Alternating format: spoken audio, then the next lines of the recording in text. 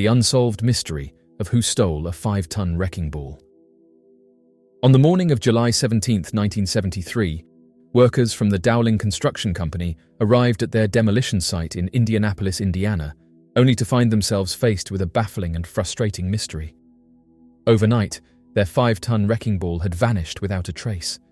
The massive sphere of solid metal, which had been suspended from a crane approximately 200 feet in the air, had been seen intact and in place at 5 the previous evening. When the workers departed for the night, nothing seemed amiss, but by the time they returned, the enormous wrecking ball had disappeared without a single clue left behind.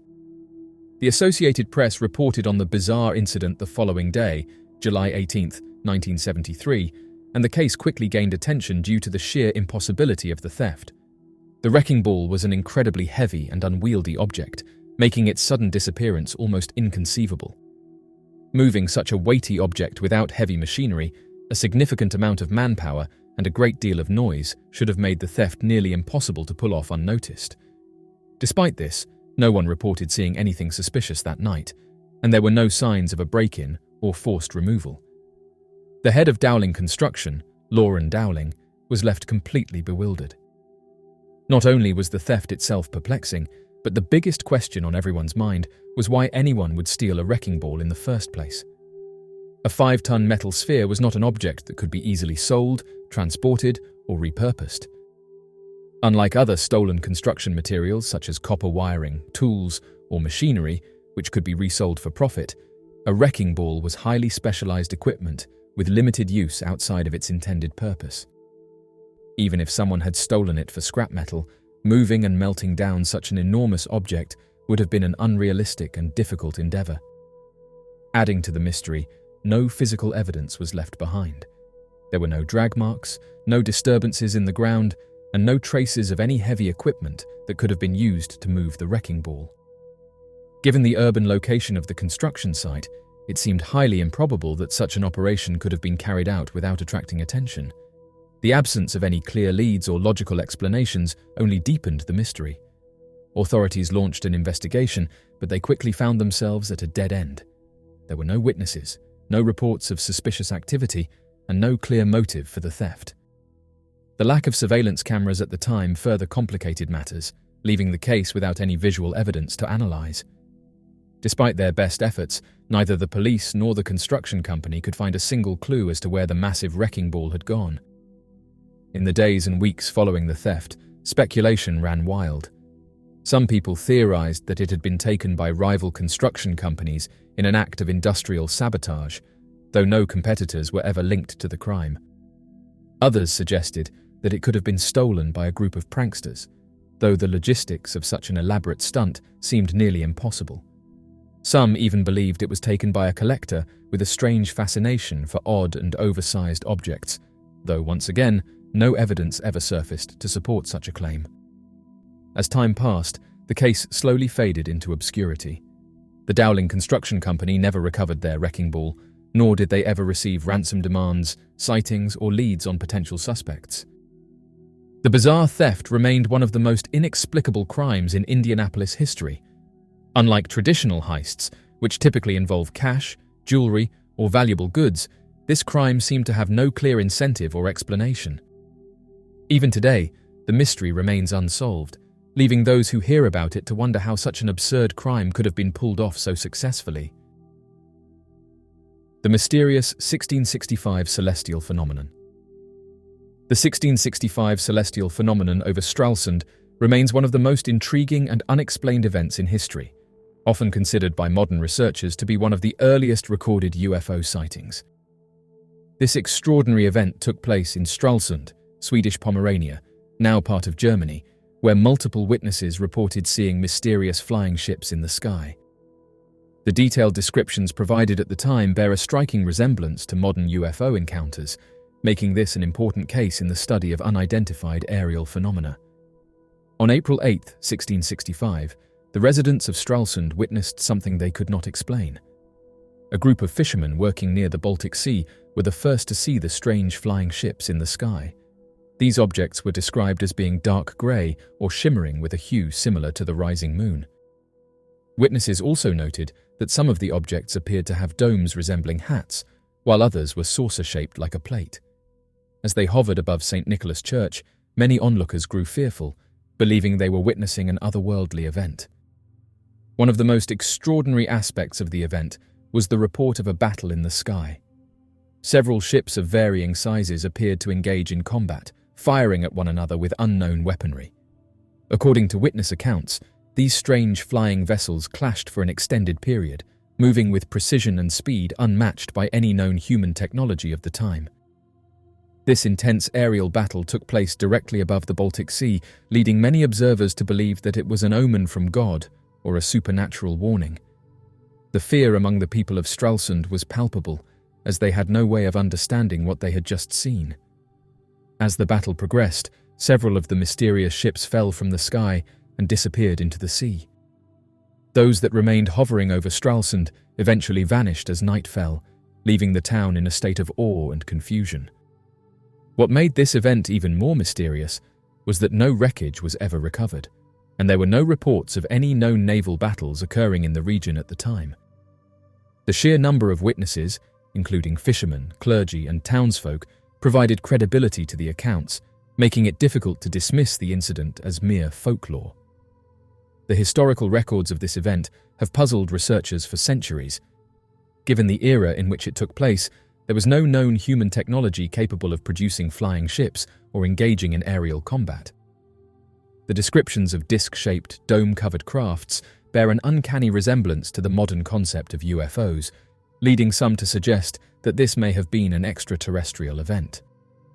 Others have theorized that the battle witnessed over the Baltic Sea could have been an otherworldly conflict, something far beyond human understanding. The 1665 Stralsund event remains one of the most compelling early examples of an unexplained aerial phenomenon. Unlike other historical anomalies, which are often based on second-hand accounts or mythological storytelling, this case was witnessed by many people and documented extensively. The similarities to modern UFO reports make it even more significant, as it suggests that such encounters have been occurring for centuries. If this event were to happen today, it would undoubtedly be classified as a mass UFO sighting and subject to intense scientific scrutiny. The mystery of the flying ships over Stralsund is one that continues to fascinate historians and UFO researchers alike. Whether it was an extraterrestrial event, an unknown atmospheric phenomenon, or something even more mysterious, the fact remains that multiple witnesses saw something truly extraordinary. The absence of any conventional explanation only adds to the intrigue, leaving future generations to wonder what really happened in the skies above Stralsund in 1665. The unsolved mystery of the Hackler family fires. The mystery of the Hackler family fires remains one of the most bizarre and unexplained events in Indiana's history. In 1940s, rural Indiana, the Hackler family's peaceful life was shattered when their home was suddenly plagued by a series of inexplicable fires that defied logical explanation. Over the course of a single day, 28 fires erupted in different parts of their farmhouse, leaving the family and authorities perplexed and alarmed. Despite extensive investigations, no cause was ever found, and to this day, the incident remains an unsolved mystery. The Hackler family, consisting of William and Minnie Hackler and their 5 children, resided in a historic 2-story wooden house built shortly after the Civil War. Nestled in the serene countryside of Daviess County, their home had a long history, dating back to the original owner, Marshall Ketchum, a pioneer from Tennessee. The family enjoyed a simple and idyllic rural life until one fateful summer morning when everything changed. It was an older child in the family who first noticed the smell of smoke. The family quickly sprang into action, trying to locate the source of the fire. When they found flames emerging from the wallpaper, they immediately called the fire department. Upon arrival, firefighters broke open the walls, expecting to find a faulty chimney or internal fire damage, but to their astonishment, there was no apparent source of combustion. The flames had burned only the wallpaper, leaving the surrounding wooden structure completely untouched. The fire was extinguished, but just hours later, another fire broke out, this time inside a mattress in an upstairs bedroom. The firefighters returned and put out the blaze, but their confusion grew as more fires began igniting throughout the house. Mr. Hackler's clothes, hanging on a door, spontaneously burst into flames, while books on a shelf started smoldering without explanation. The Odin Fire Department struggled to keep up, and soon they were forced to request assistance from neighbouring fire brigades. Witnesses described the fires as appearing out of nowhere, and multiple credible individuals saw curtains burst into flames on their own, yet the walls and window shades remained unscathed. Some reported that it seemed as if invisible hands were lighting matches throughout the house. The local fire marshal and investigators ruled out electrical faults, as the home had no electricity or power lines nearby. Additionally, no lightning strikes or atmospheric conditions could account for the sudden and continuous outbreaks of fire. As the fires continued, more than 100 firefighters and local residents worked tirelessly to extinguish each blaze. After 13 hours of battling flames, the fires finally ceased.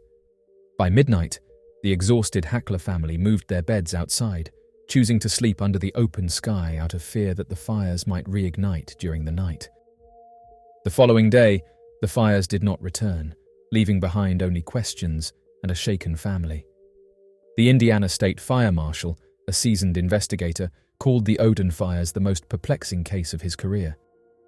Despite thorough investigations, no explanation was ever found, and the case remains one of the greatest mysteries in fire investigation history. Strangely, the house had a dark past. In the 1880s, a family of 5 who had lived there perished from a mysterious illness known as burning fever. Later, another farmer who moved in lost 2 sons in unrelated hunting accidents. These eerie coincidences led some to speculate that the Hackler home was cursed or haunted by unseen forces. Ultimately, the Hackler family made a drastic decision. Fearing another unexplained catastrophe, they dismantled their home piece by piece and rebuilt it in a different location. After the move, no further fires were ever reported, leaving many to wonder if the fires were linked to the land itself. Decades later, the story of the Hackler fires remains unsolved. Regardless of the explanation, the event remains one of the strangest and most chilling unsolved mysteries in Indiana's history. The Unsolved Mystery of Zygmunt Adamski. Zygmunt Adamski's case remains one of the most baffling unsolved mysteries in modern British history. A Polish-born miner working at the Lofthouse Colliery in West Yorkshire, Adamski was living a quiet and routine life when, on June 6, 1980, he vanished without a trace. His disappearance seemed completely ordinary at first. He had simply left his home in Tingley to buy some potatoes. However, what followed was a strange series of events that led to his body being discovered under mysterious circumstances 5 days later. On June 11, 1980, Adamski's lifeless body was found lying face up on a stack of anthracite coal in Todmorden, a town where he had no known connections. The placement of his body was highly unusual, as if he had been deliberately placed there. His clothes were in good condition, though his shirt was missing, and there were no signs of a struggle. Strangely, forensic examination suggested that Adamski had not been wandering in the days he was missing. His body showed no signs of prolonged exposure to the elements, and he appeared well fed, suggesting that someone had been caring for him. His beard growth was also inconsistent with his time missing, showing only 1 day's worth of stubble, further deepening the mystery. A post-mortem examination was conducted at 9:15 in the evening by Dr. Alan Edwards, a consultant pathologist at the Royal Halifax Infirmary. He concluded that Adamski had died between 11 and 1 in the afternoon, on the same day his body was found. The official cause of death was listed as a heart attack. However, what troubled investigators the most were the unusual burn marks on Adamski's neck and head. These burns appeared to have been sustained 2 days before his death, yet they had an unknown ointment applied to them, a substance forensic scientists were unable to identify. The presence of this unidentified greenish ointment led to speculation about Adamski's final days. If he had been injured, where had he been treated? Who had applied the ointment? Despite rigorous testing at the State Forensic Laboratory in Wetherby, West Yorkshire, the substance could not be matched to any known medical or industrial compound. This only fueled the growing number of theories surrounding the case, some of which extended beyond conventional explanations. One of the most unusual aspects of Adamski's case was the involvement of police officer Alan Godfrey. Godfrey, who was among the first on the scene when Adamski's body was discovered, later had his own strange encounter. In November of 1980, just months after Adamsky's death, Godfrey reported witnessing an unidentified flying object while on patrol in Todmorden. This sighting, combined with Adamsky's unexplained disappearance, unusual injuries, and apparent lack of time spent outdoors, led some to suggest that Adamsky had been the victim of a UFO encounter. Some theorists speculated that Adamsky had been taken by extraterrestrial beings, treated in some unknown way, and then returned under circumstances beyond human understanding. One suggestion is that Adamsky had been kidnapped and held against his will for unknown reasons before being left on the coal pile. Another theory suggests that he may have been the victim of an elaborate cover-up, potentially involving secret medical or governmental experiments. However, no concrete evidence has ever been presented to support these claims. Another theory points to the possibility of Adamsky being involved in a personal dispute or some kind of foul play. Some investigators have speculated that he may have been taken by someone he knew, possibly over a disagreement, and that his injuries were a result of this encounter. Yet, there were no clear suspects, no known enemies, and no definitive signs of struggle or violence. Adamsky's case was further complicated by the lack of a formal resolution. His passing was not officially registered until the autumn of 1980, several months after his body was discovered. By that point, any potential leads had gone cold, and those closest to the case were left with more questions than answers. The mystery remains one of the most mysterious cases in British history, with no definitive explanation for what truly happened to him. Despite various theories and continued public interest, no concrete evidence has ever emerged to explain Adamsky's disappearance, death, or the peculiar details surrounding his case. Theories ranging from alien abduction to secret government experiments, foul play, or even an unknown medical condition continue to be debated.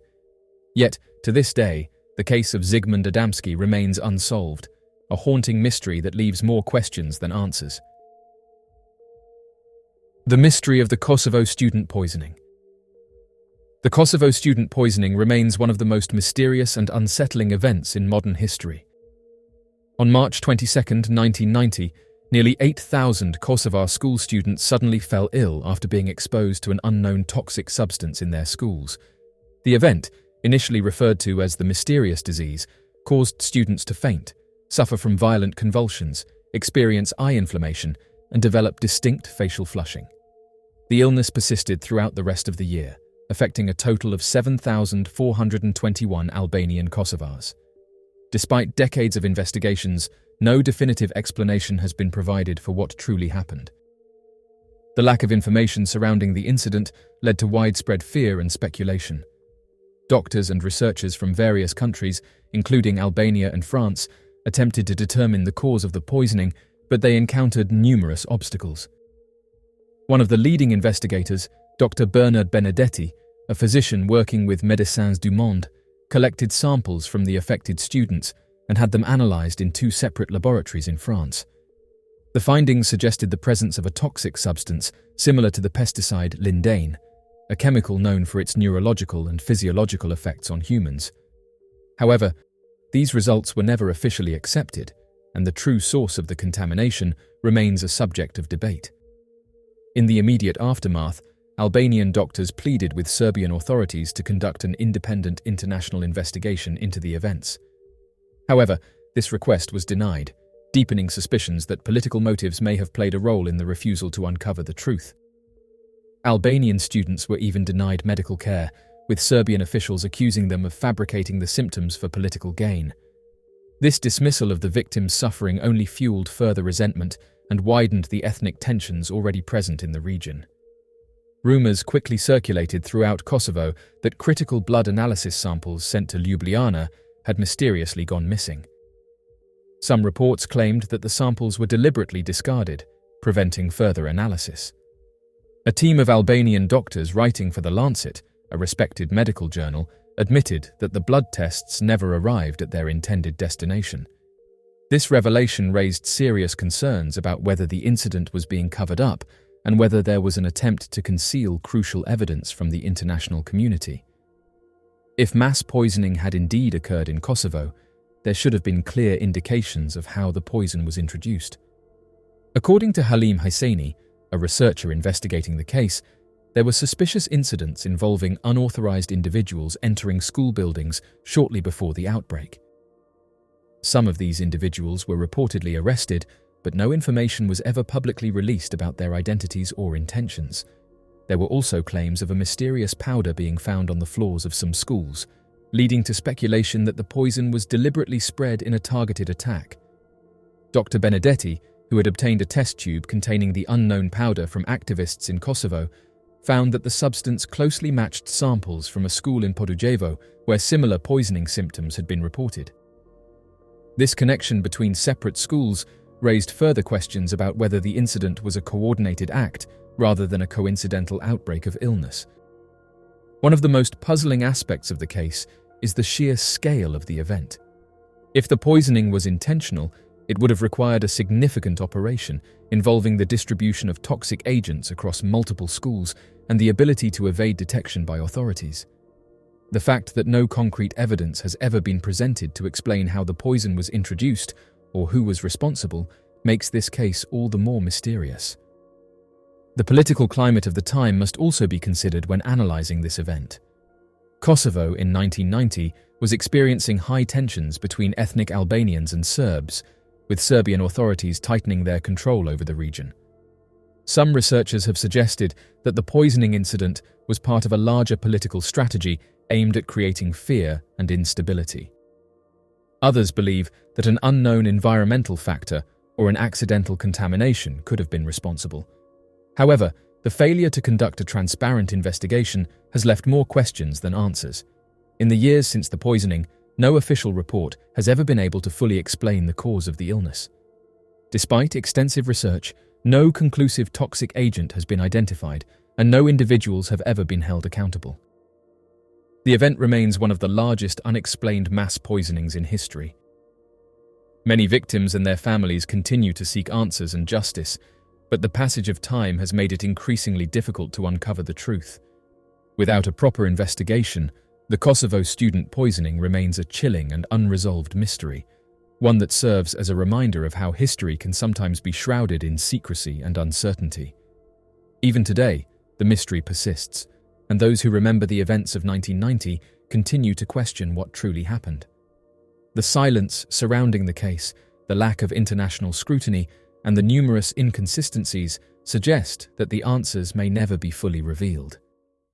What is clear, however, is that the events of that day left an indelible mark on those affected and remain one of the most bizarre and unsettling medical mysteries in recent history.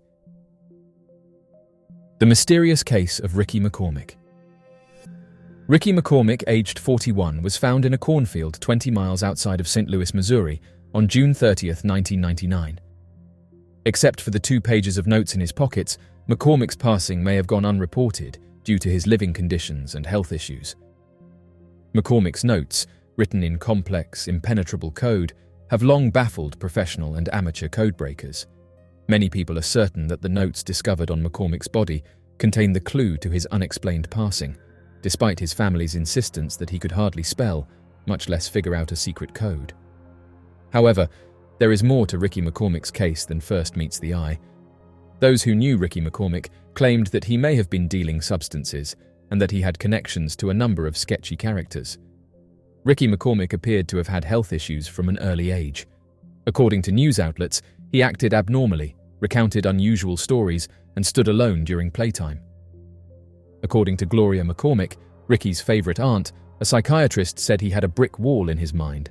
According to him, Ricky declined to breach the wall, and he had a vivid imagination and disliked living in poverty. When McCormick left high school, he was hardly able to write or read. News outlets reported that McCormick's family said he was unable to spell and would instead scribble. According to his cousin, McCormick acted like he was in another world, and although many who have studied this case have suggested that he was misunderstood and used his own writing style to express himself, something that the FBI would end up agreeing with. McCormick, who didn't have a high school diploma, took up a variety of low-paying jobs, generally at night. His meager earnings and the benefits he received for his ongoing heart problems allowed him to survive. However, McCormick would find himself in trouble with the law in 1992. Following his guilty plea, Ricky McCormick was imprisoned for 13 months in the Farmington Correctional Center, but his problems would only get worse after he came out. Ricky McCormick obtained a graveyard shift job at an Amoco petrol station in downtown St. Louis after being released from prison. He encountered a number of dubious characters there who might have contributed to his unexplained passing. Juma and Baha Bob Hamdallah, two brothers, were in charge of the Amoco. Both were known for their harsh treatment of people, and McCormick made a few odd visits to Florida while working for them. Later, his girlfriend reported to the police that he appeared afraid and that she thought he was smuggling a substance for the Hamdallah brothers. McCormick began acting strangely in mid-June 1999, not long after his last trip to Florida. According to investigators, McCormick went to 2 different emergency departments between June 22nd and June 25th to complain of chest pain. He was last spotted at the Amoco petrol station on June 27th. After that, Ricky McCormick vanished. At first, nobody took attention, and he was not reported missing by anyone.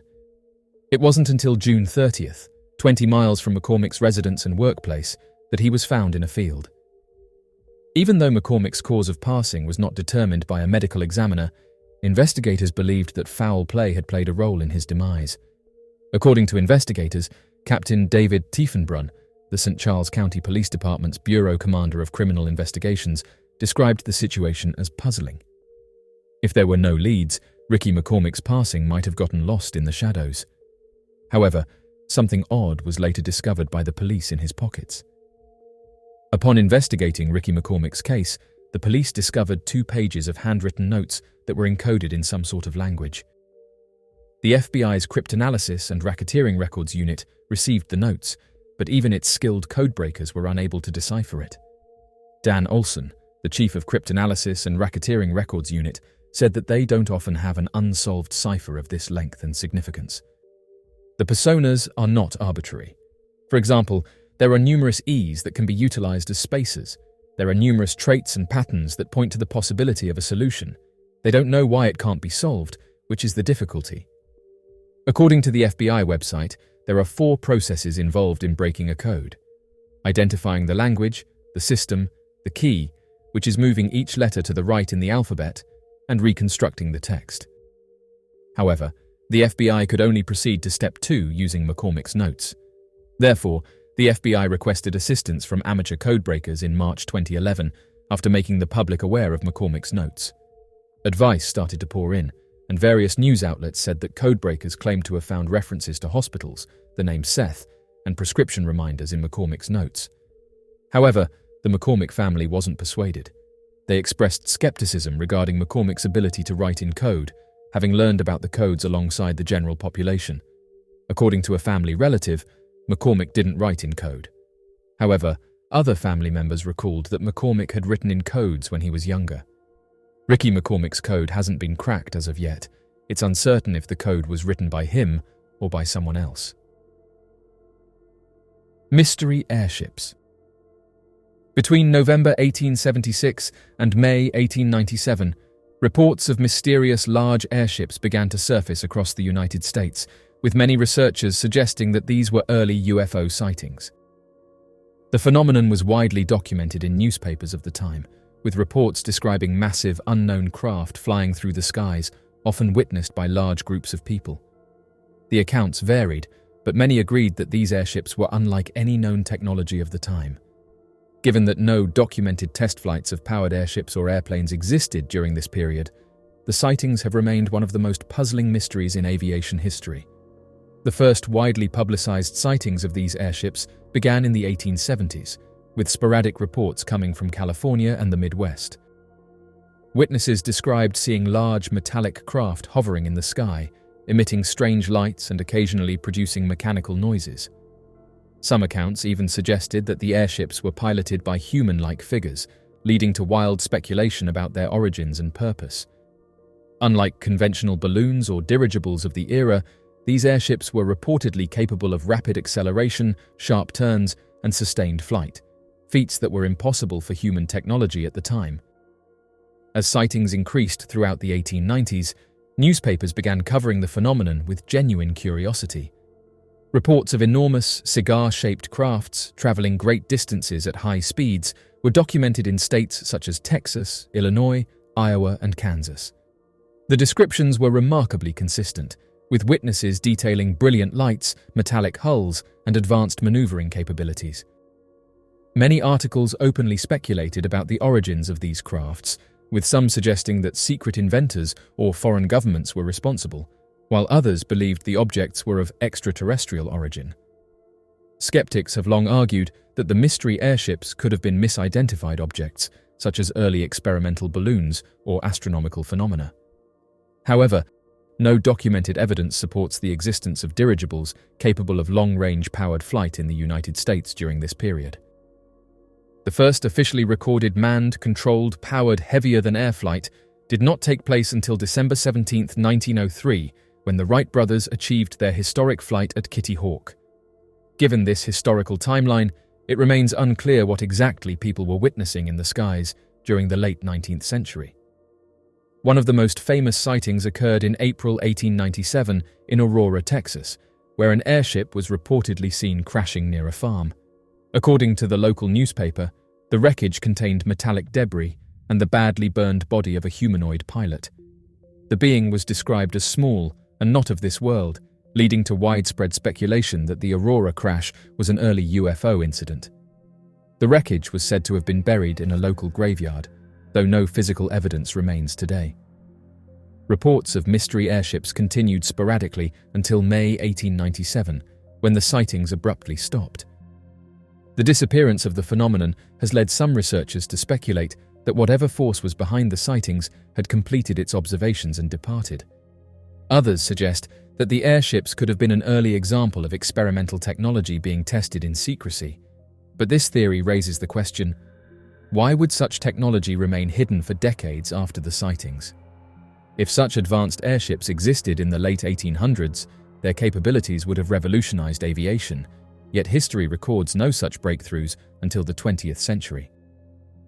Many UFO researchers consider the mystery airship phenomenon to be one of the earliest documented waves of UFO sightings in modern history. The descriptions of metallic, structured craft, advanced flight capabilities, and even reported humanoid occupants closely mirror contemporary UFO encounters. If these craft were extraterrestrial, it would suggest that visitors have been observing Earth for far longer than previously thought. The similarities between 19th century airship sightings and modern UFO reports raise questions about whether humanity has been under long-term surveillance by an unknown intelligence. To this day, the mystery of the airships remains unsolved. While some dismiss the sightings as fabrications or misidentifications, the sheer number of reports, spanning multiple states and involving thousands of witnesses, suggests something far more complex. Whether the airships were extraterrestrial in origin, secret human technology, or a phenomenon beyond human comprehension, their appearance in the late 19th century challenges our understanding of history and aviation. The Smithsonian Institution has maintained that the Wright brothers' 1903 flight was the first true example of powered flight, making it impossible that the airships were conventional aircraft. This means that either a lost inventor created technology decades ahead of its time, or the objects were not of human origin. The fact that no records, blueprints, or credible claims of secret airships from that era exist only deepens the mystery.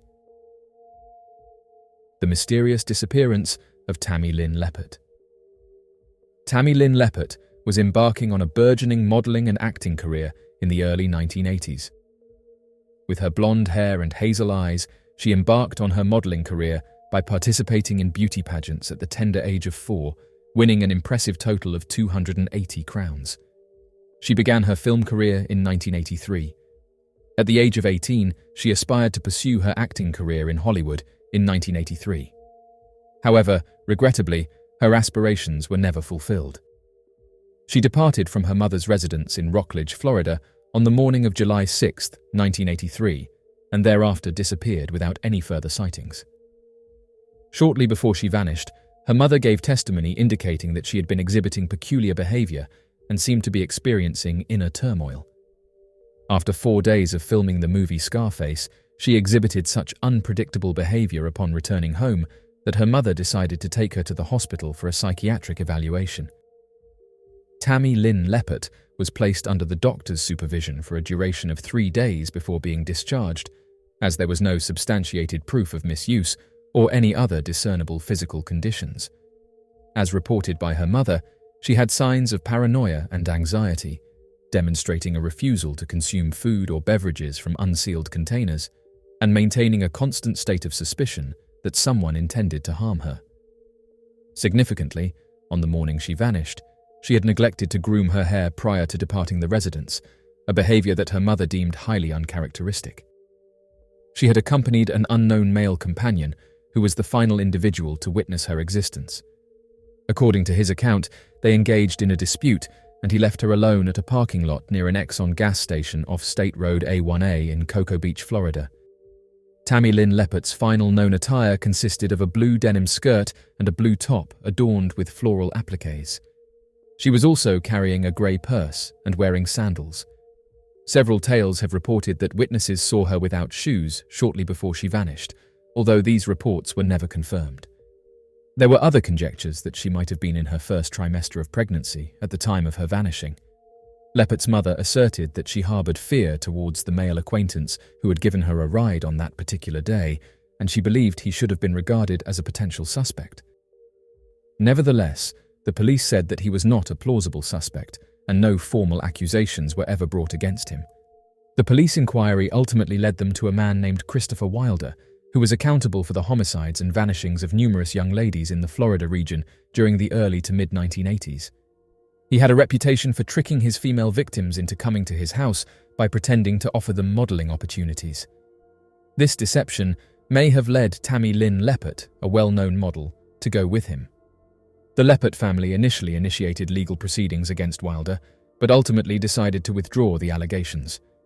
Wilder met his demise in 1984 following an exchange of gunfire with law enforcement, and the authorities were unable to definitively establish his connection to Lepard's vanishing. Tammy Lynn Lepard's excessive suspicion caused her mother to suspect that her disappearance was connected to a more malevolent and threatening situation. She held the belief that her daughter had become entangled in a nearby money transfer organization and subsequently became a target of the criminal group due to her extensive knowledge of their activities. Nevertheless, these theories remained unverifiable. Tammy Lynn Lepard's mother passed away in 1995, and to this day, the mystery surrounding her disappearance remains unsolved. The unsolved case of Jaspal and Geeta Singh. The case of Jaspal and Geeta Singh remains one of the most unsettling unsolved crimes in recent history. The Singh family, an Indian-American household living in Georgia, consisted of 46-year-old Jaspal, 38-year-old Geeta, and their 2 sons, 13-year-old Pulkit and 12-year-old Ankur. The family was well respected in their community, and by all accounts, they lived a peaceful life. However, their world was shattered on January 23, 2007, when Jaspal and Geeta were slain inside their home. That morning, Geeta kissed and hugged Ankur before he left for school, a seemingly ordinary moment that would later become one of his last memories of his mother. After a normal school day, Josh and Ankur returned home, only to find that their parents were not answering the door. This was highly uncharacteristic, raising immediate concern. Using a spare key, they entered the house, unaware of the horrifying discovery they were about to make. Inside, they found Jaspal lying motionless on the floor, an unsettling sight that caused immediate panic. As they rushed further inside, Ankur noticed blood beneath his father's head, confirming that something terrible had happened. The boys made their way upstairs, where they found Geeta's lifeless body in the middle of a ransacked bedroom. Their parents had been brutally shot to death, turning what had been a loving home into a crime scene. Investigators arrived at the Singh residence and quickly ruled out that they had done this to themselves, as there was no weapon near either of the bodies. The only known stolen items were birthday cards containing money, which made the crime even more puzzling. If robbery was the motive, it seemed highly unlikely that the perpetrator would leave behind other valuables. This led authorities to speculate about possible personal motives, but no clear suspects ever emerged. Following the loss of their parents, Jaspal's brother, Yoginder Singh, took in the 2 boys, doing his best to provide them with a sense of normalcy after the tragedy. However, the emotional trauma left a lasting impact, particularly on Josh, who struggled for years with the weight of his grief.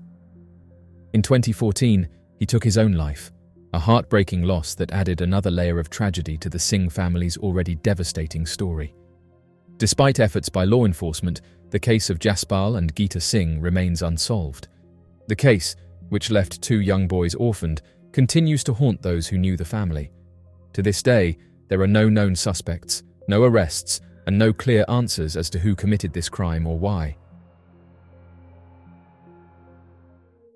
The mystery of the anomaly on the Moon. In 2020, the Chinese Space Agency's rover made a stunning discovery on the far side of the Moon, a mysterious cube-shaped anomaly. The anomaly was spotted in images taken by the rover's onboard camera as it explored the von Karman crater, a large impact basin on the Moon's far side. The discovery immediately sparked intrigue and speculation about what the anomaly could be and how it got there. The cube-shaped object measures approximately 2.5 meters, or 8 feet across, and appears to be composed of a shiny, reflective material that stands out against the dull, rocky lunar terrain.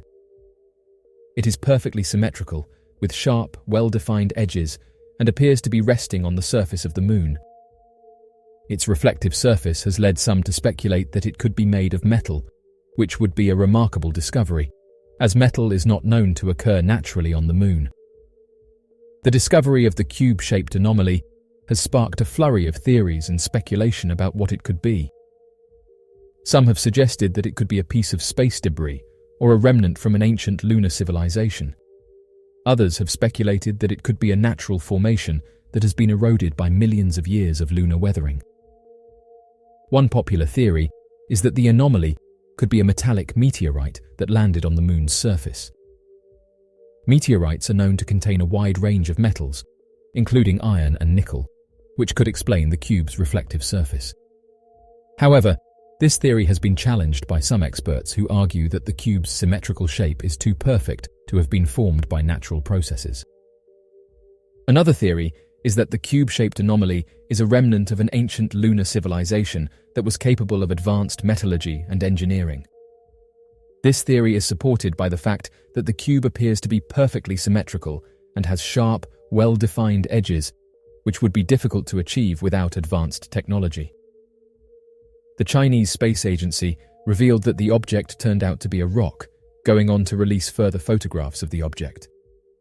However, many didn't buy this, and said that the 2 images look nothing alike, which further promoted theorists to suggest that something strange was going on, and that the object was perhaps something much more mysterious. The discovery of the cube-shaped anomaly is a reminder of how little we know about our own Moon and the mysteries that still await us. As space exploration continues to advance, it is likely that many more mysteries will be uncovered, providing us with new insights into the nature of our universe and the origins of life on Earth. The mysterious objects that keep being spotted above US Navy destroyers. In 2019, a series of mysterious drones were spotted flying over US Navy destroyers at night, causing concern and confusion among sailors and officials. The drones appeared to be relatively small, with some describing them as being oval-shaped and detailed that they exhibited advanced capabilities, including the ability to fly at high speeds and to hover in place. Despite extensive investigation by the Navy and the FBI, the source and purpose of the drones remain unknown. The first reported sighting of the drones occurred on July 14, 2019, when crew members of the USS Kidd, a Navy destroyer, reported seeing 2 drones flying over the ship in the middle of the night. Over the next several weeks, similar sightings were reported by crews of other Navy destroyers, including the USS Russell and the USS Rafael Peralta, as well as by civilian pilots in the region. The Navy and the FBI launched a joint investigation into the sightings, but were unable to determine the source of the drones. They were not able to trace the drones back to any known country or organization, and there was no evidence of malicious intent or intelligence gathering. Some theories suggested that the drones were being operated by foreign military operations or a test of new technology, but no country has claimed responsibility for the drones. The sightings of the mystery drones eventually tapered off, and there have been no new reports since early 2020. the incident remains a mystery, leaving officials and the public to wonder who or what was behind the strange and advanced aerial vehicles that buzzed US Navy destroyers in the middle of the night. Some have suggested that they may have been unidentified submerged objects. Unidentified submerged objects are a type of unidentified object that are seen entering and leaving bodies of water, such as oceans, rivers, and lakes. These mysterious underwater objects have been reported for centuries, with many sightings and encounters recorded by sailors, fishermen, and divers. Despite the growing number of reported sightings, the nature and origin of USOs remain unknown and continue to intrigue both the public and the scientific community. The earliest known report of a USO was made by the Greek philosopher Plato in his dialogues Timaeus and Critias, where he describes the lost city of Atlantis sinking into the sea. Since then, there have been numerous reports of strange underwater objects and lights seen moving at high speeds, diving into the water, or emerging from it. One of the most famous cases of USOs was in 1967, where a large object was seen crashing into the ocean off the coast of Nova Scotia, Canada, and disappearing beneath the waves. In recent years, the number of reported USO sightings has increased, with many reported by military personnel and pilots. In 2019, the US Navy confirmed the authenticity of 3 videos taken by pilots showing USOs moving at high speeds and performing maneuvers that are beyond the capability of current aircraft technology. These sightings have led to increased interest and research into the phenomenon. Several theories have been put forward to explain the nature of USOs, including advanced technology, secret military experiments, and natural phenomena. Some researchers believe that USOs could be part of a larger phenomenon, including other unexplained phenomena such as crop circles and animal mutilations. Despite the growing number of sightings and interest in the subject, USOs remain a mystery. The lack of concrete evidence and the difficulty of investigating underwater sightings make it challenging to study and understand these mysterious objects. However, continued research and investigation into USOs may one day provide answers to some of the most intriguing questions about our world and the universe beyond. The mystery of the Devil's Pool in Australia. The Devil's Pool is a natural swimming hole located in the Babinda Boulders in Queensland, Australia.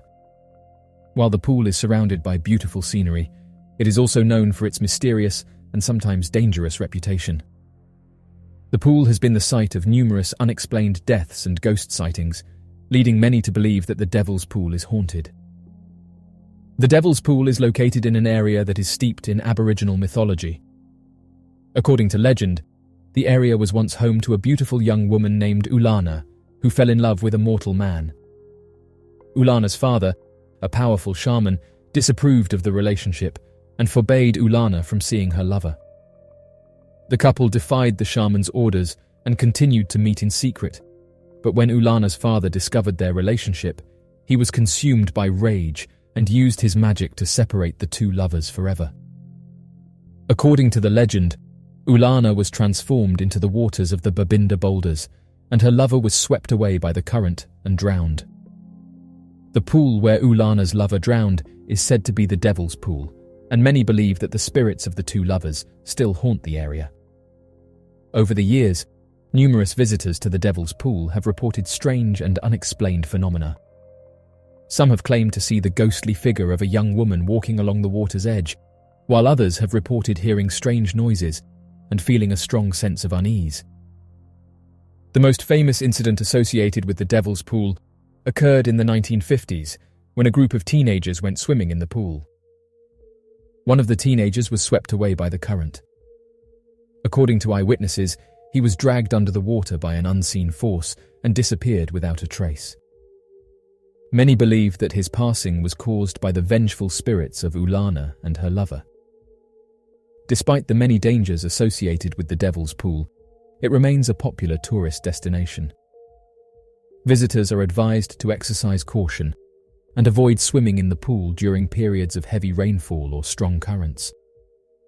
While the origins of the hauntings at Devil's Pool may never be fully understood, the legend of Ulana and her lover continues to capture the imagination of visitors to this mysterious and haunted location. The mystery of the cryptogram of Olivier Levasseur.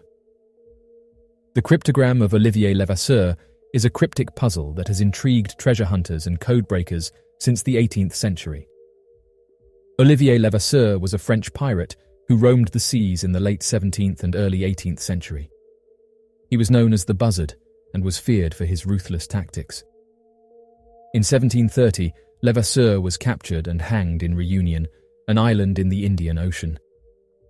As he stood on the gallows, he reportedly threw a piece of parchment into the crowd and said, "Find my treasure, the one who may understand it."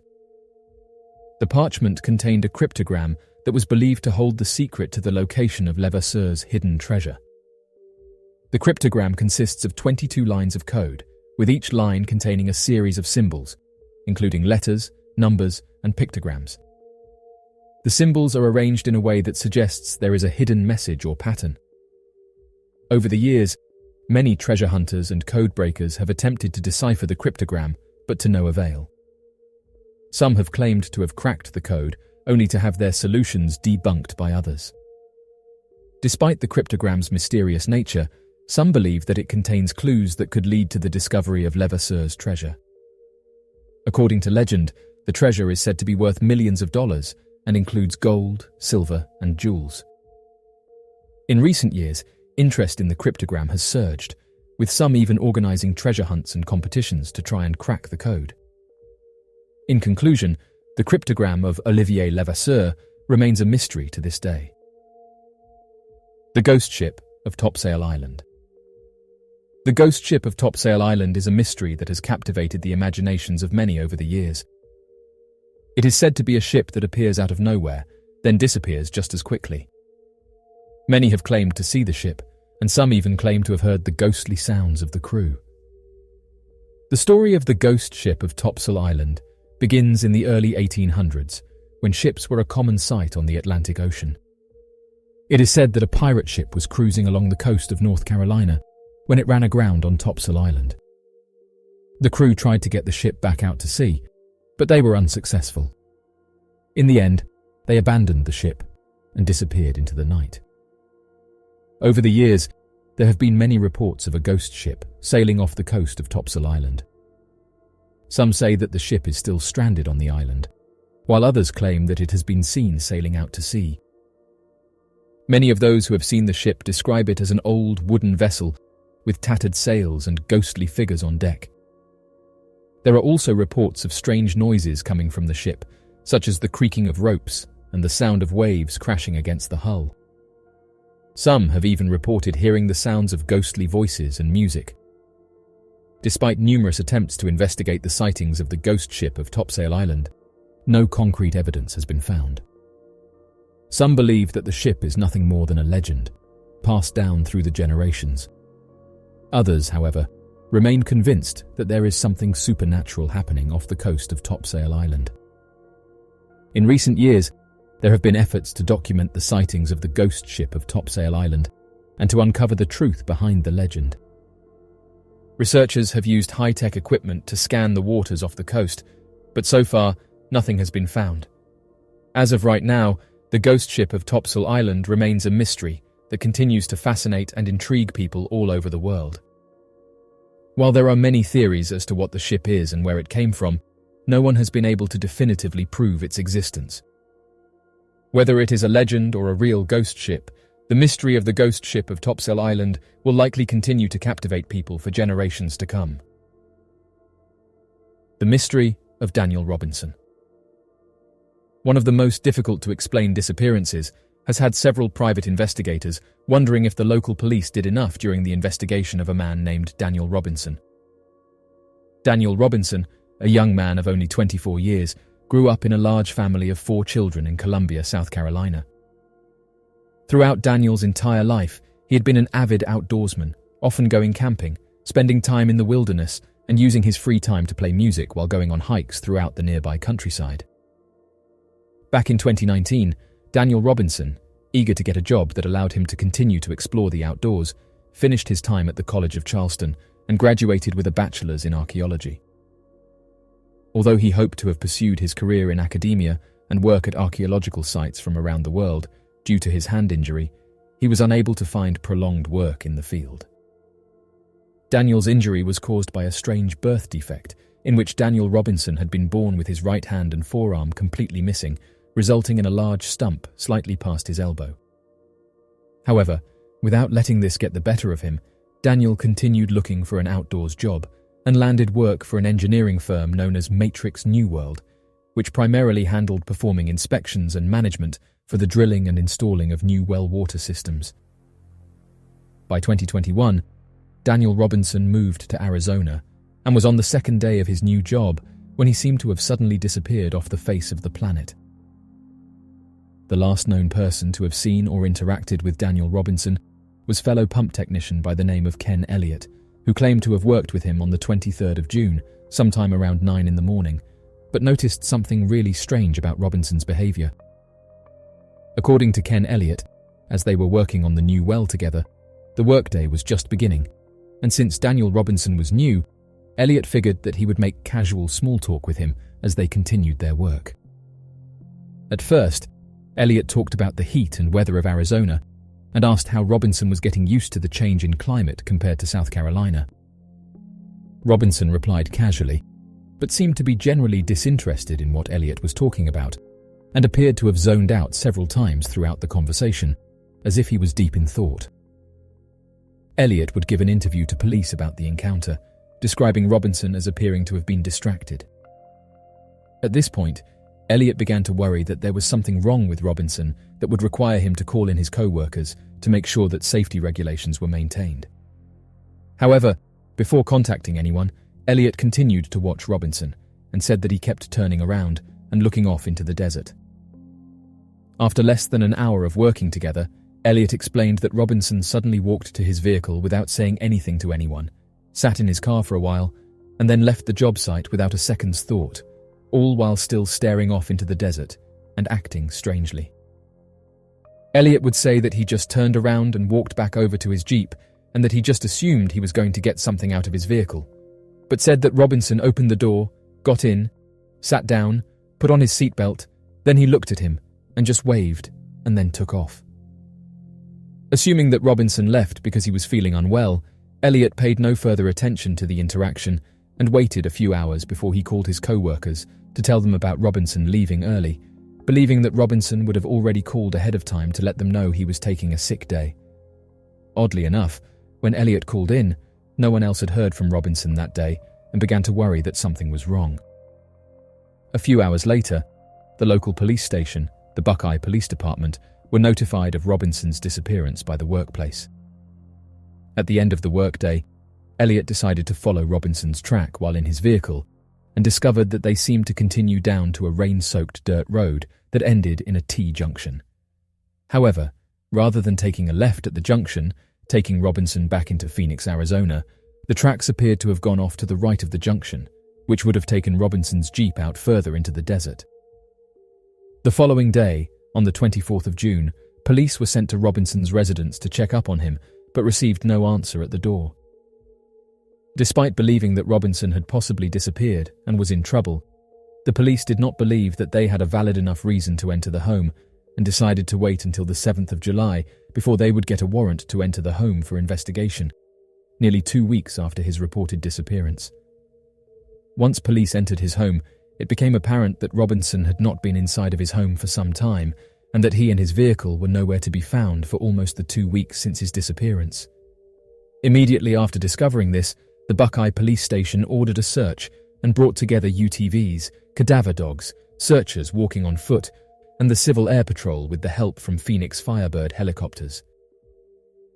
By this point in time, Robinson's friends and family from South Carolina traveled to Arizona to aid in the search, checking over an estimated 70 square miles from where Robinson's vehicle tracks were last seen. Oddly enough, Buckeye police detectives claimed to have gotten a ping off of Robinson's phone, but were unable to track the device for some unknown reason, but believed that it could have been caused by the phone having shut off after running out of power. After nearly a month of searching, on the 19th of July, 2021, an overturned Jeep was discovered in a ditch within the 70 square mile searching area. Oddly enough, the vehicle had been in a location that was claimed to have already been searched. The Buckeye Police Department provided a statement that they believed that the vehicle could have been in the ditch from before the search, since the location of the vehicle was below the horizon viewpoint and could easily have been missed by aerial vehicles and people searching by foot. However, others believe that the vehicle must have been hit several times and then planted in the ditch, as it had not been seen on previous searches, and the person who discovered it claimed that the vehicle must have been new, given the fact that it was exceptionally clean compared to other material left in the Sonoran Desert. The man who found it, a local rancher by the name of Brandon Shelton, provided the statement that he believed the vehicle was new because it was clean, and because had it been in the area for over a month, his cows would have already found it and licked it, since cows are inquisitive creatures and constantly lick everything they deem out of the ordinary. When detectives investigated the crashed vehicle, they found that both of the airbags had been deployed and the seatbelt had been worn, but no one was found inside or near the vehicle. The only other sign of Daniel Robinson having been anywhere near the vehicle was when they found Daniel's size 11.5 Red Wing work boots smashed underneath the vehicle. Even more peculiar, the vehicle was located less than 4 miles from the work site. The police report would later describe another strange facet, in that it appeared that all of the objects left inside the vehicle would have been useful for Robinson if he had ended up in trouble, but seemed completely untouched. The vehicle and the surrounding area was searched, but no blood or signs of Robinson were located anywhere in the area. On the 31st of July, 2021, a human skull was discovered within a few miles of the location, but was later proven by investigators not to have belonged to Daniel Robinson. The official police investigation believes that Daniel Robinson had experienced something traumatic that led him to drive out into the Sonoran Desert, crash his vehicle, and then walk on foot, leaving behind his clothes and personal belongings for some unknown reason. When detectives got access to Robinson's cell phone and looked at his text history, they discovered that a week prior to his accident, he had delivered some food via Instacart to a woman named Caitlin. The police then discovered that at the time of the food delivery, Caitlin and her friend were drunk and decided to invite Daniel Robinson inside to play video games with them all night. Several days later, Robinson would show up again and send a series of texts to the woman saying that he loved her. Caitlin then replied and told Robinson that she felt uncomfortable with him randomly showing up at her house and that they would not be hanging out again anytime soon. Frustrated by this, Robinson returned to her home unannounced a few days later. Caitlin would then text Robinson to leave her alone. 33 hours later, Robinson would disappear. Police believe that Robinson was most likely suffering from issues given his new move and the end of the relationship with the random woman, and decided to go out into the desert to end his life. Unhappy with the official investigation reports, Robinson's family would hire a private investigator to look into the events more closely and help to uncover what really led to Robinson's disappearance. Almost immediately, private investigator Jeff McGrath found evidence of foul play in Robinson's disappearance. According to McGrath, using GPS data of the phone and vehicle, he uncovered that the Jeep had gotten into multiple accidents within the span of time of Daniel leaving the worksite and the car ending up at the bottom of the ravine. The vehicle's data also showed that the car crashed an estimated 4 hours after leaving the worksite, and the airbags then deployed, but the vehicle drove another 11 miles after the initial accident. After the next 11 miles, the vehicle was involved in another accident, with evidence of a paint transfer caused by the collision of another vehicle. Even more odd, the vehicle's data shows that after the airbags had been deployed, the ignition to the vehicle had been turned on an estimated 46 more times during the last 11 miles. To this day, Daniel Robinson has yet to be discovered, but Jeff McGrath believes that Robinson was the victim of an impossible-to-explain attack, and his vehicle was left behind and moved to the bottom of the ravine to throw investigators off the trail. The mystery of Paige Wilson.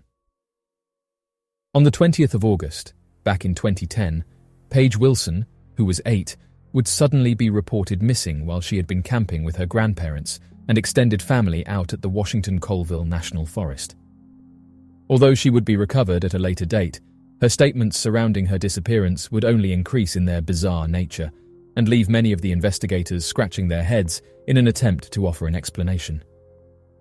According to the missing persons report, Paige Wilson had accompanied her cousins on a group trip, hosted by their grandparents, into a somewhat busy campground area located 19 miles east of the city of Colville, Washington. Although the campgrounds were located somewhat deep in the wilderness, given the large number of visitors frequenting the location, the site was more than safe for families.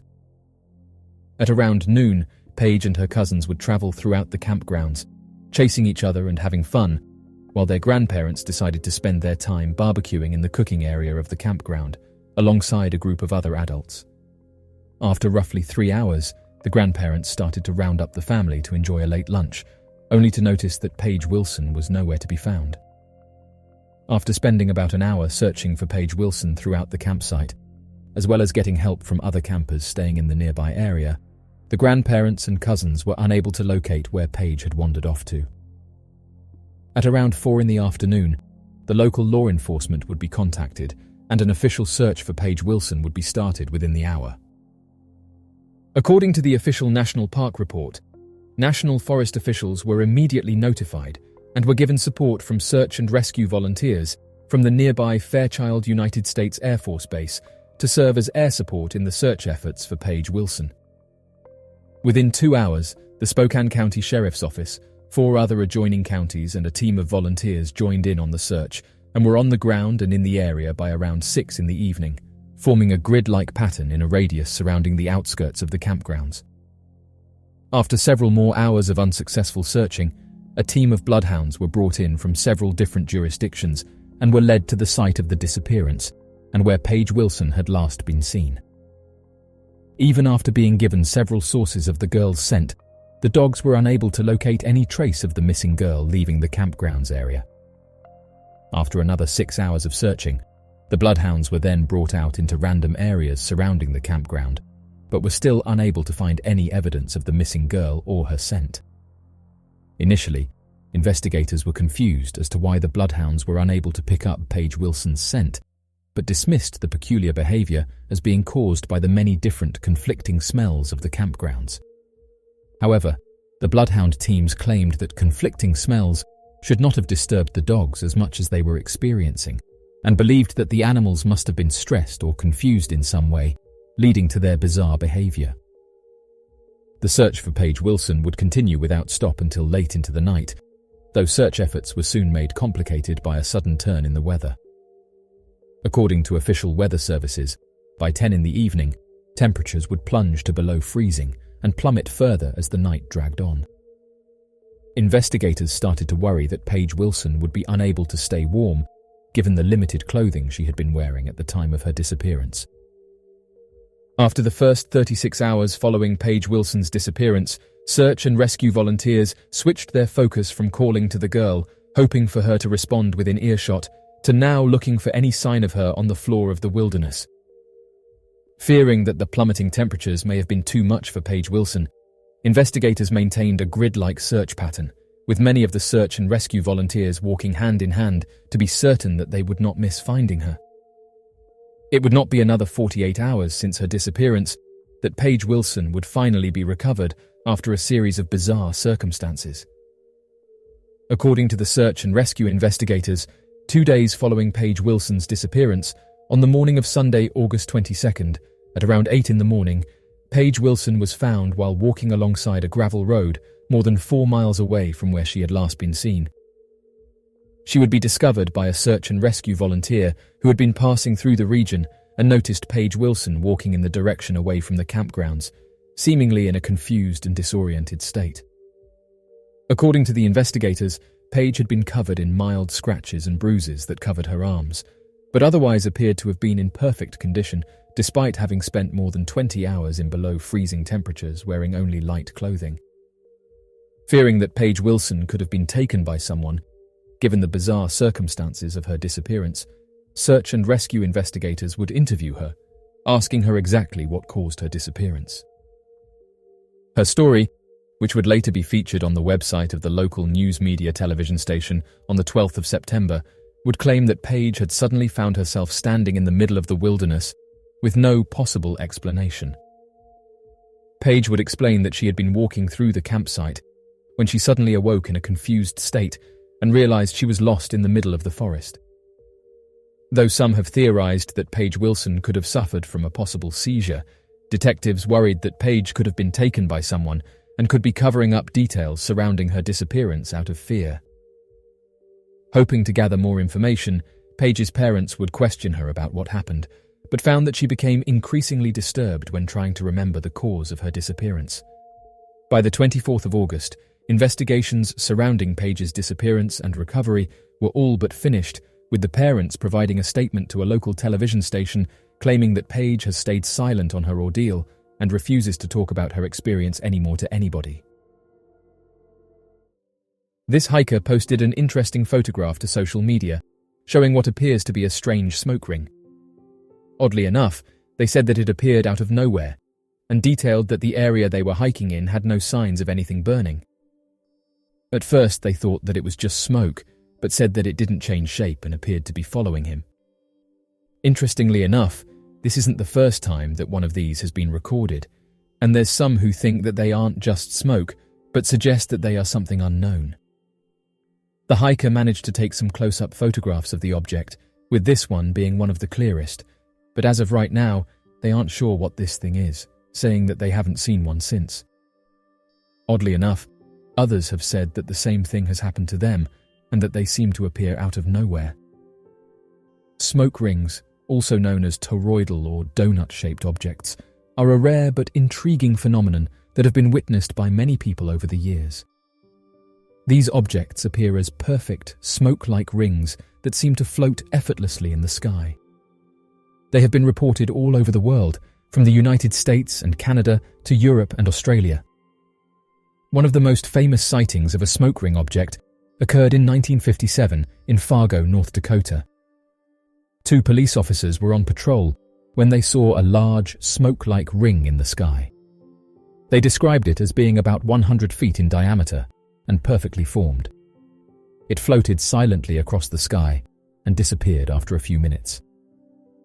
Another notable sighting occurred in 1979 in England. A man named Peter Paget was driving near Stonehenge when he saw a smoke ring object hovering in the sky. He pulled over to get a better look and saw that the ring was spinning rapidly. The object then shot off into the distance at incredible speed. Despite the many sightings of these smoke rings, scientists remain skeptical of their existence. They argue that smoke rings are a common natural phenomenon and can be produced by volcanoes, wildfires, and other sources. They also point out that many of the reported sightings of smoke rings could be explained by other phenomena, such as clouds or atmospheric conditions. However, there are some researchers who believe that smoke rings are a genuine phenomenon and that they may even have advanced origins. They argue that the perfect circular shape of the rings is not something that could easily be produced by natural causes, and that the objects often exhibit unusual movements that cannot be explained by conventional aircraft. One theory about the origin of smoke rings is that they are advanced propulsion systems used by advanced spacecraft. Some researchers speculate that the rings are created by a technology similar to the Alcubierre drive, which is a theoretical method of faster-than-light travel that involves distorting space-time around a spacecraft. Another theory is that smoke rings are a form of cloaking technology used by advanced spacecraft to make themselves invisible to human observers. This theory suggests that the rings are not the actual craft, but rather a byproduct of the cloaking technology. Despite the lack of concrete evidence to support these theories, smoke rings remain a fascinating and mysterious phenomenon. Whether they are natural or extraterrestrial in origin, their perfect circular shape and unusual movements make them a compelling subject for researchers and enthusiasts alike. Although skeptics have said these smoke rings are caused by things like fires, many of the eyewitnesses who've seen and photographed these smoke rings have said that there was no fires near them when the encounter happened, and it's for this reason that some researchers have suggested that they're linked to the unknown. Unidentified objects have long been a topic of fascination and intrigue for people around the world. These strange aerial phenomena have been reported for centuries, and while many have been explained away as natural or man-made objects, there remain a significant number of sightings that defy explanation. The modern era of sightings began in the late 1940s and early 1950s, when a series of high-profile sightings and encounters sparked widespread interest in the topic. This was fueled by the emergence of new technologies such as radar and jet aircraft, which allowed for more detailed observations and measurements of the phenomena. Although researchers have pointed out that sightings of mysterious aircrafts go back thousands of years and detailed that ancient civilizations reported encounters with mysterious lights in the sky. Over the years, there have been countless reports of sightings, ranging from simple lights in the sky to intricate craft with advanced technology. Many witnesses have reported seeing strange lights or objects moving in ways that defy the laws of physics, including sudden stops, sharp turns, and incredible speeds. While some sightings have been explained as misidentified natural phenomena, such as meteors or weather balloons, others remain unexplained to this day. In some cases, witnesses have reported physical effects such as burns or radiation sickness after close encounters with these mysterious objects.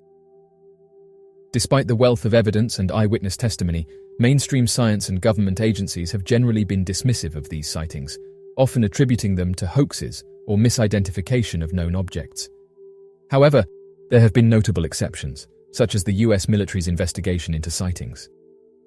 In recent years, there has been renewed interest in these aircrafts, driven in part by the release of previously classified government documents and the emergence of new technologies, such as drone cameras and infrared sensors. The US government has acknowledged the existence of a task force, and many countries around the world have released their own reports and investigations into the phenomena. One of the most intriguing aspects of these sightings is the possibility that they may be evidence of extraterrestrial life. While there is no concrete evidence to support this theory, many enthusiasts believe that the advanced technology and unusual flight patterns of these objects suggest an intelligence beyond human understanding. The search for evidence of advanced life has been a driving force behind many of our efforts to explore the universe, from the search for habitable planets to the study of astrobiology and the search for signals from intelligent civilizations. The possibility of these objects being evidence of alien life only adds to the excitement and mystery of this search.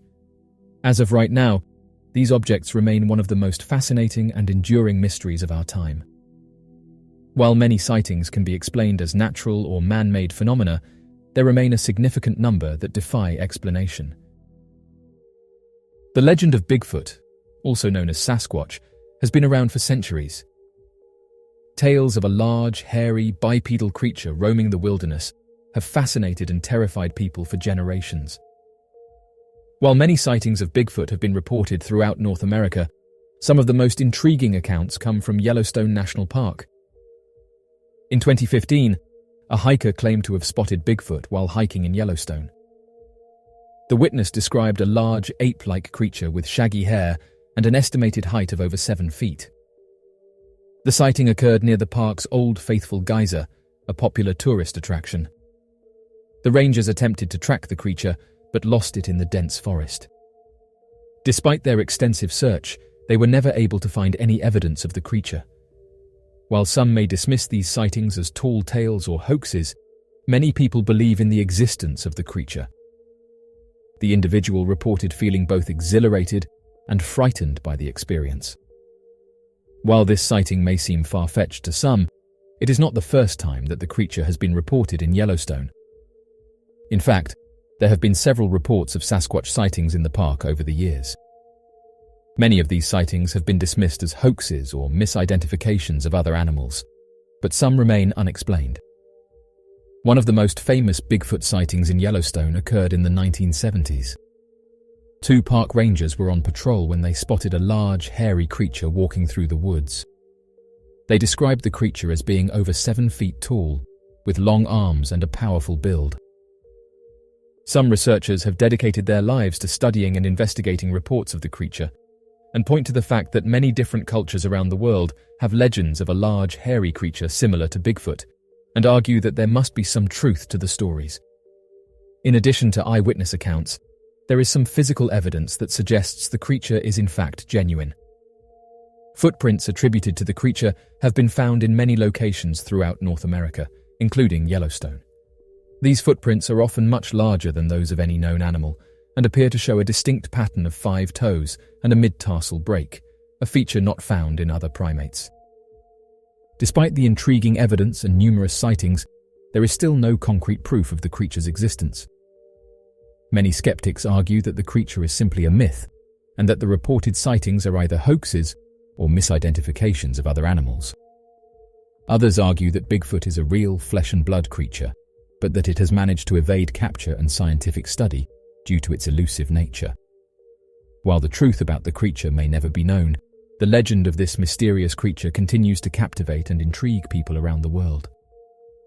Yellowstone National Park, with its vast wilderness and remote locations, remains a popular destination for those hoping to catch a glimpse of Sasquatch. Whether the sightings are real or not, the stories of these creatures in Yellowstone will continue to be passed down for generations to come. Interestingly, one Yellowstone National Park ranger shared their encounter on social media. It was a typical day for Ranger Jackson as he patrolled the grounds of Yellowstone National Park. He had seen his fair share of wildlife encounters, from grizzly bears to mountain lions, but what he saw next would shake him to his core. As he was walking through a dense wooded area, he noticed something moving in the distance. It was a large, hairy creature walking on two legs. At first, Jackson thought it might be a bear, but as it got closer, he realized it was something much more unusual. The creature was covered in thick brown hair and stood at least 8 feet tall. Its arms were long and muscular, and its face was covered in fur. It had deep-set, dark eyes that seemed to stare right through Jackson. He froze, unsure of what to do. The creature didn't seem aggressive, but it was definitely not something he had ever seen before. As it got closer, he could see that it was a Bigfoot, a creature that many people believed only existed in myths and legends. Jackson watched in awe as the creature passed by him, heading deeper into the woods. He couldn't believe what he had just seen, as he had always been skeptical of Bigfoot sightings, but now he was convinced that they were real. Over the next few days, Jackson couldn't stop thinking about the encounter. He knew that he needed to report it to his superiors, but he was worried about how they would react. After all, these sightings were not something that they typically dealt with in the park. Eventually, he decided to come forward with his story, and he was surprised to find that his superiors were more open-minded than he had expected. In fact, they had received other reports of Bigfoot sightings in the park over the years, but had never been able to confirm them. The park authorities decided to investigate further, setting up cameras and traps in the area where Jackson had seen the creature. They hoped to get photographic evidence of Bigfoot's existence, but their efforts were in vain. Despite their best efforts, no further sightings of the creature was reported. Jackson continued to patrol the grounds, always on the lookout for any signs of the elusive creature. Years passed, and Jackson eventually retired from the park service, but he never forgot the encounter he had with the creature. He knew that he had seen something truly special, something that most people would never have the chance to witness. To this day, Jackson still visits the park from time to time, hoping to catch another glimpse of the creature that had captivated him all those years ago. The earliest report of one of these creatures dates back to the late 19th century. The incident occurred in the area of Ape Canyon, near the base of Mount St. Helens in the state of Washington. The story goes that in 1924, a group of miners were prospecting in the mountains when they claimed to have had an encounter with a group of large, hairy creatures. The miners reported seeing footprints that measured 16 inches in length and 7 inches in width, and were believed to have been made by the creatures. The miners claimed that they were able to follow the footprints for a distance of about 5 miles, and during that time they reported hearing strange noises, such as whoops and screams, coming from the surrounding forest. They also claimed that they saw the creatures at a distance, and that they were covered in long, dark hair. The miners' story became widely publicized in the local newspapers, and it was eventually picked up by the national media. The incident helped to spark interest in the existence of the creature and led to many other reported sightings of the creature in the years that followed. However, it is worth noting that the story has been met with skepticism by many researchers who have pointed out inconsistencies in the miners' accounts. For example, some have questioned the fact that the miners claimed to have followed the footprints for such a long distance, given that the area was covered in dense forest and difficult terrain. Despite these doubts, the incident remains an important part of the creature's lore and has contributed to the ongoing fascination. In the years since the Ape Canyon incident, numerous other sightings of the creature have been reported, and many researchers continue to investigate the possibility of its existence. In addition to the Ape Canyon incident, there have been other early reports of Bigfoot, including accounts from Native American tribes in the Pacific Northwest region of the United States. These tribes have long had their own legends and stories about the creature, which they refer to by various names, including Sasquatch and Skookum. One of the most well-known of these legends is the story of the Wild Man of the Woods, which was said to inhabit the forests of the Pacific Northwest. According to the legend, the creature was covered in long, shaggy hair and had a foul odor. It was also said to be very elusive and would only rarely be seen by humans. These early reports of Bigfoot have helped to fuel the ongoing fascination with the creature and have inspired many researchers to continue investigating its existence. Due to the creature's odor, it's caused some researchers to suggest that these are some of the earliest reports of the skunk ape. This large creature is a humanoid believed to inhabit the southeastern United States, particularly in the swamps and wetlands of Florida. The creature is said to be similar in appearance to Bigfoot, but with longer hair and a distinct odor that earned it its nickname. Despite numerous sightings and alleged evidence, the existence of the skunk ape remains unproven, and many skeptics consider it to be a product of folklore. The first recorded sighting of the creature occurred in the late 19th century, when a group of hunters claimed to have seen a large, hairy creature in the Florida wilderness. Since then, there have been numerous sightings and reports of encounters with the creature.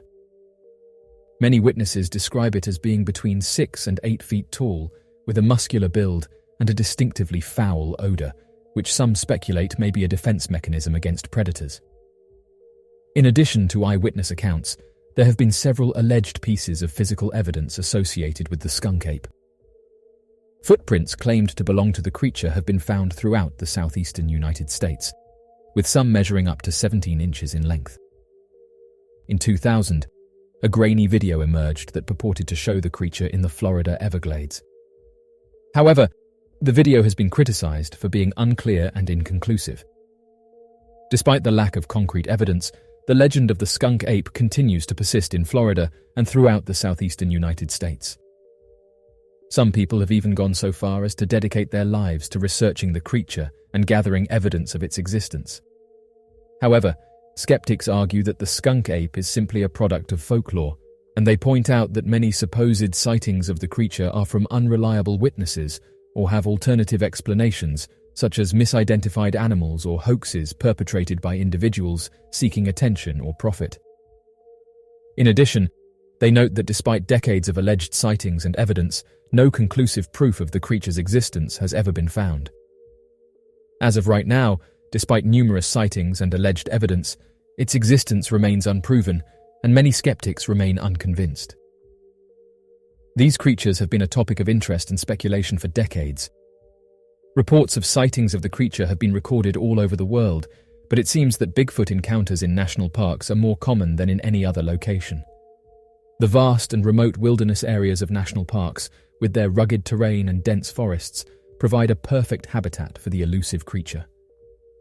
Sightings in national parks are usually reported by hikers, campers, and park rangers. These encounters vary from brief sightings of the creature to more prolonged and detailed observations. While some encounters are frightening and disturbing, others are more benign, with the creature simply being observed from a distance. One common way the creature is encountered in national parks is through tracks or footprints left behind.